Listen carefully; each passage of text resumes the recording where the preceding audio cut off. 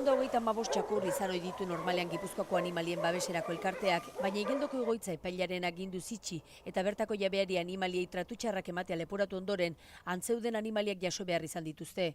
Eta orain, ia 200 txakur dituzte. Nuestra situación ahora es de crítica, porque de tener 130 a 35 perros, pues se nos ha doblado casi. Igeldotik ekarritakoak ezin dituzte ukitu epaileak esan arte.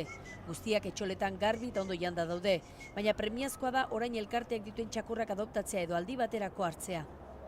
Animalien babeserako elkarteek egindako deiak berehala izan du oihartzuna eta gaur goizean dagoeneko bat baino gehiago hurbildu da ona txakur bat etxera eramateko prest.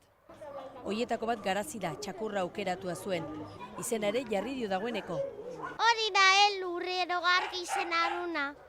Etxean bazuten txakurra eramateko asmoa eta orain areta gehiago neskatoa erabat ilusionatuta. Begi bat urdina eta bestia marroia. Baina ez da bakarra, Jabik laguntza deia entzun eta txakur baten bila etorri da baita egun batzuetarako etxera eraman ere, seguruenik adoptatu egingo du. Elkarteak laguntza eskatu duenetik telefono deiak ere hasi dira. Ya nos están llamando y nos están llamando también de fuera del País Vasco. Txakurkumeak izaten dira arrakasta gehien dutenak, baina heldu asko ere ezita daudenez bide erraza dute.